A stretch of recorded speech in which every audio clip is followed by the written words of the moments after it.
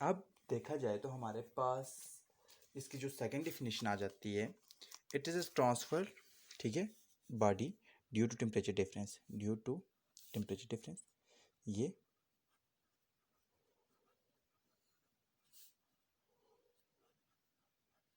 Difference.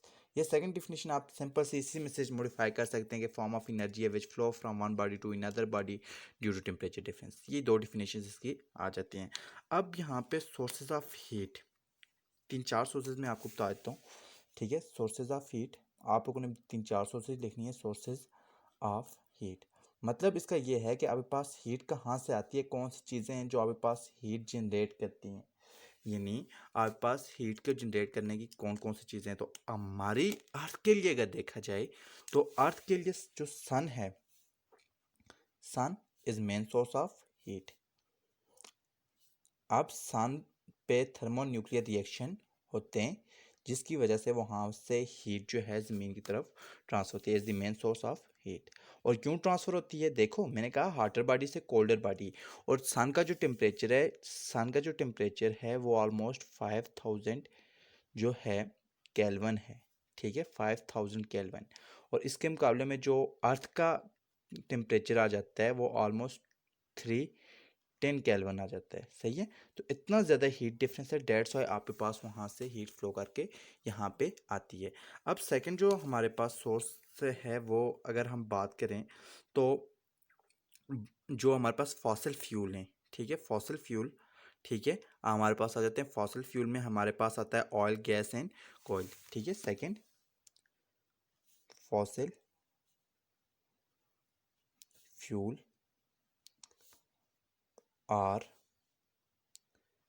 Main source, ठीक है, या आर सोर्स, मेन सोर्स तो हमने सन का कह दिया, सोर्स ऑफ हीट विच, ठीक है, विच आर कौन कौन से हैं, कोल है आपके पास, ठीक है, ऑयल है, गैस है, ये आपके पास आ गई, ठीक है। इसके बाद बर्निंग ऑफ वुड आ जाती है, बर्निंग ऑफ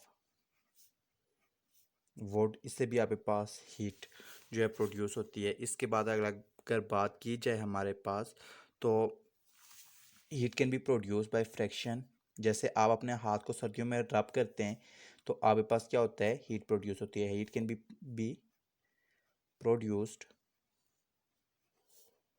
बाय फ्रैक्शन, तो फ्रैक्शन से भी हीट को प्रोड्यूस किया जा सकता है। इसके अलावा अगर 5 नंबर पे बात की जाए तो हम जो है इलेक्ट्रिसिटी से भी प्रोड्यूस कर सकते हैं इसको। Heat can be produced with the help of electricity,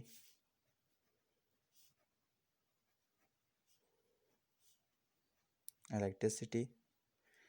इसके अलावा भी आपके पास बहुत सारे सोर्स आ जाते हैं। इसके बाद यूनिट ऑफ हीट की बात करेंगे तो यूनिट ऑफ हीट में हमारे पास यूनिट ऑफ हीट, ठीक है। तो यूनिट ऑफ हीट में हमारे पास कौन कौन से आ जाएंगे। सबसे पहला जो यूनिट हमारे पास, अगर एसआई यूनिट ऑफ हीट जो है वो हमारे पास जॉल आ जाती है। दी एसआई यूनिट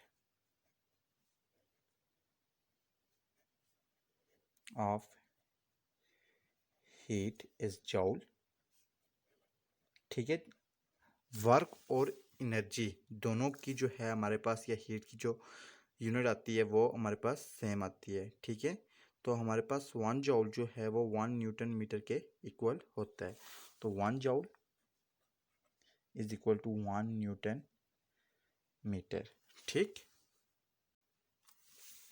अब 1 न्यूटन जो होता है वो 1 किलोग्राम मीटर पर सेकेंड मल्टीप्लाई मीटर, तो आपके पास ये 1 किलोग्राम मीटर स्क्वायर पर सेकेंड स्क्वायर आ जाता है, ठीक है, क्योंकि आपके पास एक्सेलरेशन यूनिट स्क्वायर होती है। इसके अलावा अदर यूनिट्स जो है इसकी बात की जाए तो हमारे पास बीटीयू आ जाती है, कैलरीज आ जाती है, ठीक है। तो कैलरीज मोस्टली आप लोग अगर देखें जूस वगैरह लें या कोई आप इस तरह की कोई चीज़ लेते हैं खाने पीने की, तो उसके ऊपर आपके पास जो हीट या एनर्जी होती है वो कैलरी में दी हुई होती है। तो अदर यूनिट इज़ कैलोरी, ठीक है। और 1 कैलोरी जो है